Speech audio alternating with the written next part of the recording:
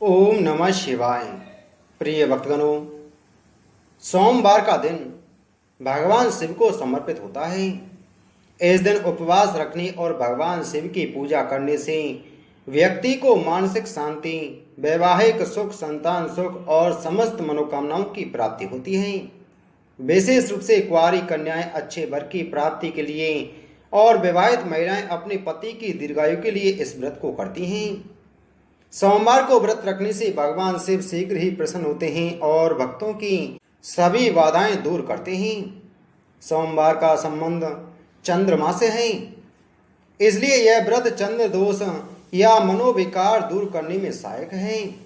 कन्याओं को योग्य वर की प्राप्ति के लिए यह व्रत अत्यंत फलदायी है। सोमवार व्रत से पारिवारिक कलह, रोग, दरिद्रता आदि दूर होती हैं। प्रिय भक्तगणों, आज की कथा में हम सोमवार के दिन सुनी जाने वाली भगवान शिव जी की प्रिय सोमवार व्रत की कथा एवं 16 सोमवार व्रत की कथा का श्रवण करेंगे। सोमवार का व्रत साधारणतया दिन के दूसरे तीसरे पैर तक होता है। व्रत में फलाहार या पारण का कोई खास नियम नहीं है, किंतु यह आवश्यक है कि दिन रात में केवल एक समय भोजन करना चाहिए। सोमवार के व्रत में शिवजी पार्वती का पूजन करना चाहिए। सोमवार के व्रत 3 प्रकार के हैं: साधारण प्रति सोमवार, सौम्य प्रदोष और 16 सोमवार। विधि तीनों की एक जैसी है।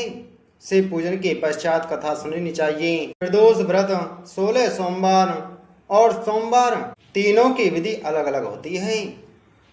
आइए सबसे पहले सुनते हैं सोमवार की व्रत कथा।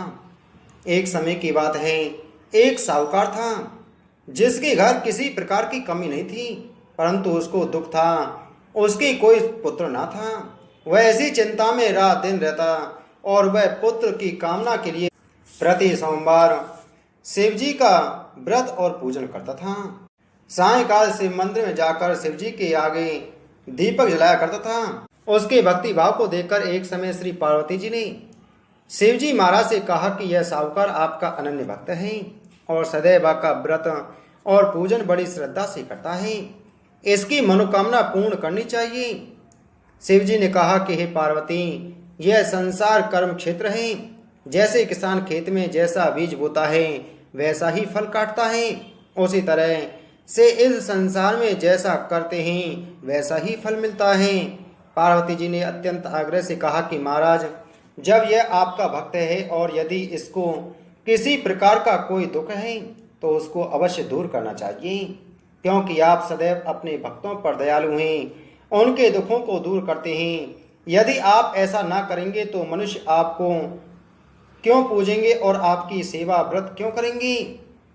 पार्वती जी का ऐसा आग्रह देख शिवजी महाराज कहने लगे, हे पार्वती, इसके कोई पुत्र नहीं है, इसी चिंता में यह दुखी रहता है।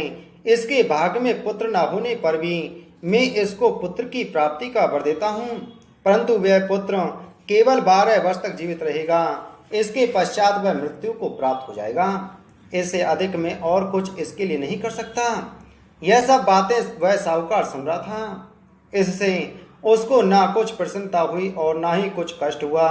वह पहले जैसा ही शिवजी महाराज का व्रत और पूजन करता रहा। कुछ काल व्यतीत हो जाने पर साहूकार की स्त्री गर्भवती हुई और 10वें महीने उसके गर्भ से अति सुंदर पुत्र की प्राप्ति हुई। साहूकार के घर में बहुत खुशी मनाई गई, परंतु साहूकार ने उसकी केवल 12 वर्ष की आयु जान कोई अधिक प्रसन्नता प्रकट नहीं की और न ही किसी को भेद बतलाया। जब वह 11 वर्ष का हो गया तो उस बालक की माता ने उसके पिता से विवाह आदि के लिए कहा, परंतु वह साहूकार कहने लगा, मैं अभी इसका विवाह नहीं करूंगा और काशी जी पढ़ने के लिए भेजूंगा। फिर साहूकार ने अपने साल यथार्थ उस बालक के मामा को बुला उसको बहुत सा धन देकर कहा, तुम इस बालक को काशी जी पढ़ने के लिए ले जाओ और रास्ते में जिस स्थान पर भी जाओ यज्ञ करो और ब्राह्मणों को भोजन कराते जाओ। वह दोनों मामा और भांजे सब जगह यज्ञ करते और ब्राह्मणों को भोजन कराते जा रहे थे। रास्ते में उनको एक शहर पड़ा। उस शहर के राजा की कन्या का विवाह था और दूसरे राजा का लड़का जो विवाह कराने के लिए बारात लेकर आया हुआ था वह एक आंख से काना था। उसके पिता को इस बात की बड़ी चिंता थी कि कहीं वर को देखकर कन्या के माता पिता विवाह में किसी प्रकार की अड़चन पैदा ना कर दें। इस कारण जब उसने अति सुंदर सेठ के लड़के को देखा तो मन में विचार किया कि क्यों ना ढोकाव के कपड़े पहनाकर यानी बर के कपड़े पहनाकर इसको विवाह के लिए ले जाएं। फिर उसको बर के कपड़े पहना तथा घोड़ी पर चढ़ा विवाह के लिए ले गई और बड़ी सुंदरता से सब कार्य हो गए। वर के पिता ने सोचा यदि विवाह कार्य भी इसी लड़के से करा दिया जाए तो क्या बुराई है। ऐसा विचार कर लड़के और उसके मामा से कहा यदि आप फेरों और कन्यादान का भी काम करा दें तो आपकी बड़ी कृपा होगी और हम इसके बदले में बहुत कुछ धन दे देंगे। उन्होंने भी स्वीकार कर लिया और विवाह कार्य भी बहुत अच्छी तरह से हो गया। परंतु जिस समय लड़का जाने लगा तो उसने राजकुमारी के चुंदड़ी के पल्ले पर लिख दिया कि तेरा विवाह तो मेरे साथ हुआ है, परंतु जिस राजकुमार के साथ तुमको भेजेंगे वह एक आंख से काना है। मैं तो काशी जी पढ़ने ले जा रहा हूँ। उस राजकुमारी ने जब चुनरी पर ऐसा लिखा हुआ पाया तो उसने राजकुमार के साथ जाने से मना कर दिया और कहा कि यह मेरा पति नहीं है, मेरा विवाह इसके साथ नहीं हुआ, मेरा पति तो काशी जी पढ़ने गया है। राजकुमारी के माता पिता ने अपनी कन्या को विदा नहीं किया और बारात वापस चली गई। उधर वह सेठ का लड़का और उसका मामा काशी जी पहुंच गए। वहां जाकर उन्होंने यज्ञ करना और लड़के ने पढ़ना शुरू कर दिया। जब लड़के की आयु 12 साल की हो गई तब एक दिन उन्होंने यज्ञ रच रखा था कि लड़के ने अपने मामा से कहा मामा जी आज तो मेरी तबीयत ठीक नहीं है। मामा ने कहा अंदर जाकर सो जाओ। लड़का अंदर जाकर सो गया और थोड़ी देर में उसके प्राण निकल गए। जब उसके मामा ने आकर देखा कि वह तो मुर्दा पड़ा है तो उसको बड़ा दुख हुआ और उसने सोचा कि मैं तो अभी रोना पीटना मचा दूंगा तो यज्ञ का कार्य अधूरा रह जाएगा। अतः उसने जल्दी से यज्ञ का कार्य समाप्त कर ब्राह्मणों के जाने के बाद रोना पीटना आरंभ कर दिया। संयोगवश उसी समय से पार्वती जी उधर से जा रहे थे। पार्वती जी कहने लगी महाराज कोई दुखिया रो रहा है, इसके कष्टों को दूर करो। तब शिवजी बोले इसकी आयु इतनी ही थी सो यह भूख चुका।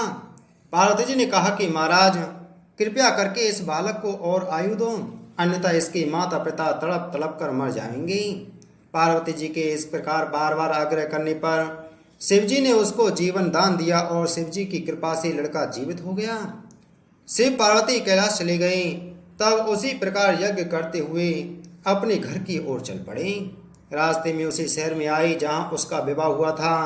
वहाँ पर आकर उन्होंने यज्ञ किया तो लड़के के ससुर ने पहचान लिया और अपने घर ले जाकर बड़ी खातिर के साथ ही बहुत दास दासियों सहित आदर पूर्वक लड़की और जमाई को विदा किया। जब वह अपने शहर के निकट आए तो मामा ने कहा कि मैं पहले घर जाकर सबको खबर कराता हूँ। उस समय लड़के के माता पिता अपने घर की छत पर बैठे हुए थे और उन्होंने यह प्रण कर रखा था कि हमारा पुत्र सकुशल घर पर आए तो राजी खुशी नीचे उतर आएंगे, अन्यथा छत से गिरकर अपने प्राण खो बैठेंगे। इतने में उस लड़के के मामा ने जाकर यह समाचार दिया कि आपका पुत्र आ गया है, परंतु उनको विश्वास नहीं आया। तब उसके मामा ने शपथ पूर्वक कहा कि आपका पुत्र अपनी पत्नी के साथ बहुत सारा धन साथ लेकर आया है। तो सेठ ने आनंद के साथ उसका स्वागत किया और बड़ी प्रसन्नता से रहने लगी। इसी प्रकार जो कोई भी इस कथा को पढ़ता या सुनता है और सोमवार का व्रत करता है उसके भी सब दुख दूर होकर उसकी समस्त मनोकामनाएं भगवान शिव जी पूर्ण कर देते हैं। बोलो शिव शंकर भगवान की जय। प्रिय भक्तों अब आइए सुनते हैं 16 सोमवार व्रत की कथा। एक समय मृत्यु लोक में भ्रमण करने की इच्छा करके एक समय से भूतनाथ महादेव जी माता पार्वती के साथ पधारी। वहां वे भ्रमण करते करते विदर्भ देशांतर्गत अमरावती नाम की अति रमणीक नगरी में पहुंचे। अमरावती नगरी स्वर्ग के सदृश सब प्रकार के सुखों से भरपूर थी। उसमें वहां के महाराज का बनाया हुआ अति रमणीक शिवजी का मंदिर बना था। उसमें कैलाशपति अपनी धर्म पत्नी के साथ निवास करने लगे। एक समय माता पार्वती अपने प्राणपति को प्रसन्न देख मनोविनोद करने की इच्छा करके ऐसे प्रश्न करने लगी, हे महाराज आज तो हम तुम दोनों चौसर खेलेंगे। शिवजी ने प्राण प्रिया की बात को मान लिया और चौसर खेलने लगे। उस समय इस स्थान पर मंदिर का पुजारी ब्राह्मण मंदिर में पूजा करने को आया। माताजी ने पुजारी से प्रश्न किया कि पुजारी जी बताओ इस बाजी में किसकी जीत होगी। पुजारी ने बिना सोचे विचारे शीघ्र ही बोल उठा कि महादेव जी की जीत होगी। थोड़ी देर में बाजी समाप्त हो गई और पार्वती जी की विजय हुई। तो पार्वती जी ने पुजारी को झूठ बोलने के अपराध के कारण कोढ़ी होने का श्राप दिया। कुछ समय में पुजारी के शरीर में कोढ़ पैदा हो गया। पुजारी अनेक प्रकार के दुखों से दुखी रहने लगा।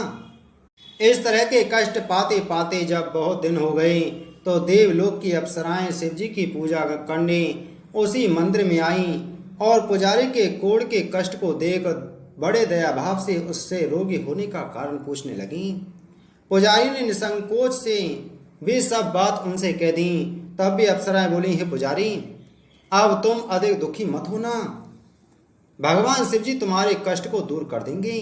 तुम सब व्रतों में श्रेष्ठ जो 16 सोमवार का व्रत है उसको भक्ति के साथ करो। तब पुजारी अप्सराओं से हाथ जोड़कर विनम्र भाव से 16 सोमवार की व्रत विधि पूछने लगा। अप्सराएं बोली कि जिस दिन सोमवार हो उस दिन भक्ति के साथ व्रत करें, स्वच्छ वस्त्र पहने, आधा सेर अच्छे बिने गेहूं स्वच्छ गेहूं का आटा लें, उसके 3 अंगा बनावें और घी गुड़ नैवेद्य पुंगी फल बेल पत्र जनेऊ जोड़ा चंदन अक्षत पुष्प आदि द्वारा प्रदोष काल में भगवान का विधि से पूजन करें। तत्पश्चात अंगाओं में से एक शिव जी को अर्पण करें, बाकी 2 को शिव जी की प्रसादी समझकर उपस्थित जनों में बांट दे और आप भी प्रसाद पावें। इस विधि से 16 सोमवार व्रत करें। तत्पश्चात 17वें सोमवार के दिन पाप से पवित्र गेहूं के आटे की बाटी बनावें, उसमें तदनुसार घी और गुड़ मिलाकर चूरमा बनावें और शिव जी का भोग लगाकर उपस्थित भक्तों में बांटें। पीछे आप सकुटुंब प्रसाद लेवें तो भगवान शिव जी की कृपा से उसके मनोरथ पूर्ण हो जावें। ऐसा कहकर अप्सराएं स्वर्ग को गईं। ब्राह्मण ने यथाविधि 16 सोमवार का व्रत किया। भगवान शिव जी की कृपा से रोग मुक्त होकर आनंद से रहने लगा। कुछ दिन बाद जब फिर शिव जी और पार्वती जी उस मंदिर में पधारी तब पुजारी को निरोग देख पार्वती जी ने पुजारी से रोग मुक्ति का कारण पूछा। तो पुजारी ने 16 सोमवार व्रत कथा कह सुनाई। तब तो पार्वती ने अति प्रसन्न हो ब्राह्मण से इस व्रत की विधि पूछकर व्रत करने को तैयार हुई, जिसके कारण उनके रूठे हुए पुत्र कार्तिकेय स्वयं माता के आज्ञाकारी हुए। कार्तिकेय को अपने यह विचार परिवर्तन का रहस्य जानने की इच्छा हुई और माता से बोले, ही माता जी, आपने ऐसा कौन सा उपाय किया जिससे मेरा आप मन आपकी ओर आकर्षित हुआ। तब पार्वती जी ने वही 16 सोमवार व्रत कथा उनको कह सुनाई।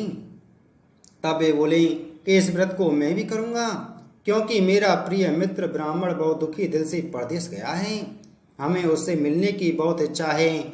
तब कार्तिकेय जी ने इस व्रत को किया और उनका प्रिय मित्र मिल गया। मित्र ने इस आकस्मिक मिलने का भेद कार्तिकेय जी से पूछा तो वे बोले, ही मित्र, हमने तुम्हारे मिलने की इच्छा से 16 सोमवार का व्रत किया था। अब तो ब्राह्मण मित्र को भी अपने विवाह की इच्छा प्रकट हुई। कार्तिकेय जी से व्रत की विधि पूछी और यथा विधि व्रत किया। व्रत के प्रभाव से जब वह किसी कार्यवश विदेश गया तो वहां के राजा की लड़की का स्वयंवर था। राजा ने प्रण किया था कि जिस राजकुमार के गले में सब प्रकार श्रृंगारित हथनी माला डालेगी, मैं उसी के साथ अपनी प्यारी पुत्री का विवाह कर दूंगा। शिव जी की कृपा से ब्राह्मण भी स्वयंवर देखने की इच्छा से राजसभा में एक ओर बैठ गया। नियत समय पर हथनी आई और उसने जयमाला उस ब्राह्मण के गले में डाल दी। राजा की प्रतिज्ञा के अनुसार बड़ी धूमधाम से कन्या का विवाह उस विप्र के साथ कर दिया और विप्र को बहुत सा धन और सम्मान देकर संतुष्ट किया। विप्र सुंदर कन्या पाकर सुख से जीवन व्यतीत करने लगा। एक दिन राजकन्या ने अपने पति से प्रश्न किया, हे प्राणनाथ, आपने ऐसा कौन सा भारी पुण्य किया जिसके प्रभाव से हाथनी ने सब राजकुमारों को छोड़कर आपको वरण किया। ब्राह्मण बोला, हे प्राण प्रिय, मैंने अपने मित्र कार्तिकेय जी के कथानुसार 16 सोमवार का व्रत किया, जिसके प्रभाव से मुझे तुम जैसी स्वरूपवान लक्ष्मी प्राप्त हुई। व्रत की महिमा को सुनकर राजकन्या को बड़ा आश्चर्य हुआ और वह भी पुत्र की कामना करके व्रत करने लगी। शिव जी की दया से उसके घर में एक विद्वान पुत्र उत्पन्न हुआ। माता पिता दोनों उस पुत्र को पाकर प्रसन्न हुए और उसका पालन भली प्रकार से करने लगे। जब पुत्र समझदार हुआ तो एक दिन अपनी माता से प्रश्न किया, हे माता, तूने कौन सा तप किया है जो मेरे जैसा पुत्र तेरे गर्भ से उत्पन्न हुआ। माता ने 16 सोमवार व्रत को विधि सहित पुत्र के सम्मुख प्रकट किया। पुत्र ने ऐसे सरल व्रत को और सब तरह के मनोरथों को पूर्ण करने वाला सुना, तो वह भी इस व्रत को राज्य अधिकार पाने की इच्छा से करने लगा और हर सोमवार को यथाविधि व्रत करने लगा। उसी समय एक देश के वृद्ध राजा के दूतों ने आकर उसको एक राजकन्या के लिए वर्ण किया। राजा ने अपनी पुत्री का विवाह ब्राह्मण युवक के साथ करके बड़ा सुख प्राप्त किया। वृद्ध राजा के देवलोक जाने पर यही ब्राह्मण बालक गद्दी पर बैठाया गया, क्योंकि दिवंगत भूप के कोई पुत्र नहीं था। राज्य का अधिकारी होकर भी वह ब्राह्मण पुत्र अपने 16 सोमवार व्रत को करता रहा। जब 17वां सोमवार आया तो विप्रपुत्र ने अपनी प्रियतमा से पूजन सामग्री लेकर शिवालय में चलने के लिए कहा, परंतु राजकन्या ने दास दासियों द्वारा सब सामग्रियां शिवालय में भिजवा दी और आप नहीं गई। जब राजा ने शिव जी का पूजन समाप्त किया तब एक आकाशवाणी हुई, हे राजा, अपनी इस रानी को राजमहल से निकाल दो, नहीं तो वह तुम्हारा सर्वनाश कर देगी। वाणी सुनकर राजा तत्काल ही मंत्रणागृह में जाकर अपने सभासदों को बुलाकर पूछने लगा कि हे मंत्रियों, मुझे आज शिव जी की वाणी हुई है कि राजा तू अपनी इस रानी को निकाल दे, नहीं तो ये तेरा सर्वनाश कर देगी। मंत्री आदि सब बड़े विस्मय और दुख में डूब गए, क्योंकि जिस कन्या के कारण राज मिला है राजा उसी को निकालने का जाल रचता है, यह कैसे हो सकेगा। अंत में राजा ने उसे घर से निकाल दिया। रानी भाग्य को कोसती हुई नगर के बाहर आई, बिना पद त्राण फटे वस्त्र पहने भूख से दुखी धीरे धीरे चलकर एक नगर में पहुंची। वहां एक बुढ़िया सूत काटकर बेचने को जाती थी। रानी की करुण दशा देख वह बोली, चल तू मेरा सूत बिकवा दे, मैं वृद्ध हूँ, भाव नहीं जानती हूँ। ऐसी बात बुढ़िया की सुन रानी ने सूत की गठरी उतार अपने सिर पर रखी। थोड़ी देर बाद ऐसी आंधी आई कि सूत पोटली सहित उड़ गया। बेचारी बुढ़िया पछताती रह गई और रानी को अपने साथ से दूर रहने को कह दिया। अब रानी एक तेली के घर गई तो तेली के सब मटके शिवजी के प्रकोप के कारण चटक गए। ऐसी दशा देख तेली ने रानी को अपने घर से निकाल दिया। इस प्रकार रानी अत्यंत दुख पाती हुई सरता के तट पर गई तो सरता का समस्त जल सूख गया। तत्पश्चात रानी एक वन में गई। वहां जाकर सरोवर से सीढ़ी से उतरकर पानी पीने गई। उसके हाथ से स्पर्श जल होते ही सरोवर का नील कमल के सदृश जल असंख्य कीड़ों से भर गया। रानी ने भाग्य पर दोषारोपण करते हुए उस जल को पान करके पेड़ की शीतल छाया में विश्राम करना चाहा। वह रानी जिस पेड़ के नीचे जाती उस पेड़ के पत्ते तत्काल ही गिरते गए। अपने वन सरोवर जल की ऐसी दशा देखकर उस वन के ग्वालों ने अपने गौओं को चारा और पानी न मिलता देख बड़े दुखी भाव से सब कथा अपने गोसाई से, जो उस जंगल में स्थित मंदिर में पुजारी थे, कह सुनाई।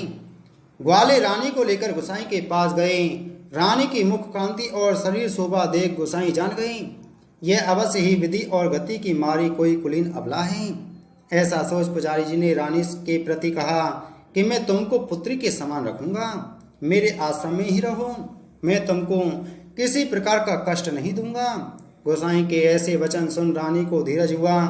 वह आश्रम में रहने लगी, परंतु आश्रम में रानी जो भोजन बनाती उसमें कीड़े पड़ जाते, जल भर के लावे उसमें कीड़े पड़ जावे। अब तो गोसाई जी दुखी हुए और रानी से बोले कि हे बेटा, तेरे पर कौन से देवता का प्रकोप है जिससे तेरी ऐसी दशा है। पुजारी की बात सुन रानी ने शिवजी की पूजा करने को न जाने की कथा सुनाई।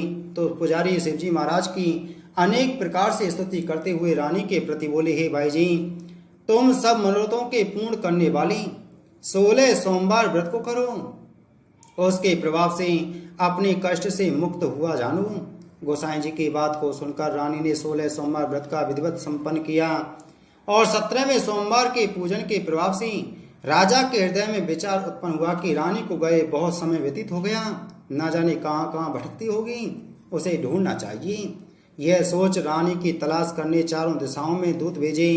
वे तलाश करते हुए पुजारी के आश्रम में रानी को पाकर पुजारी से रानी को मांगने लगी, परंतु पुजारी ने उनसे मना कर दिया।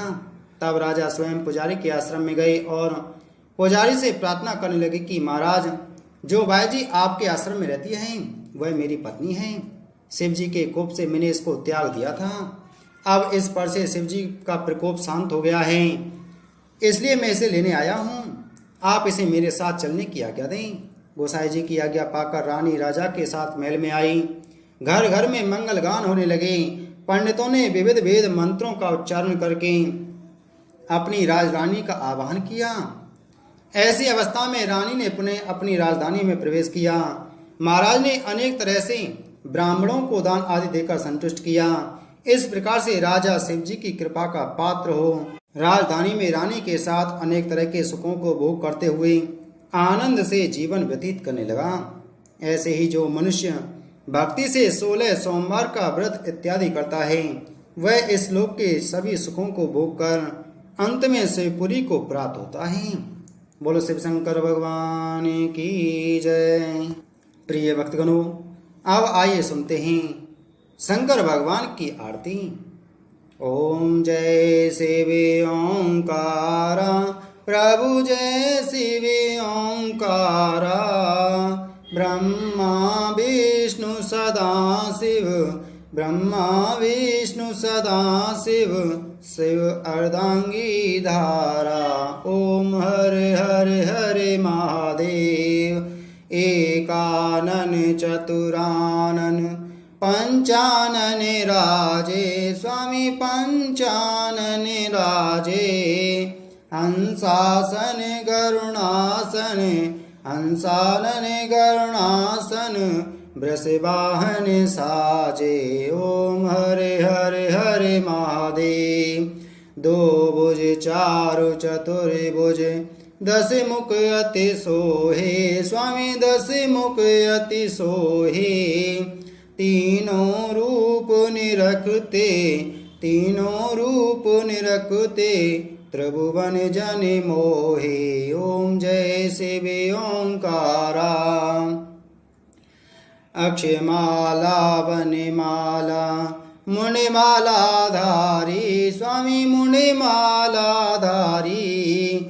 चंदन मृग मद सोहे, चंदन मृग मद सोहे, भोले शुभकारी। ओम जय शिव ओंकारा। श्वेतांबर पीतांबर, बागांबर अंगे, स्वामी बागांबर अंगे। ब्रह्मादिक सनकादिक, ब्रह्मादिक सनकादिक, प्रेतादिक संगे। ओम जय शिव ओंकारा। कर मध्य कमंडलु और त्रिशूलधारी, बोले और त्रिशूलधारी। सुखकारी दुखहारी, सुखकारी दुखहारी, जग पालनकारी। ओम हरे हरे हरे महादेव।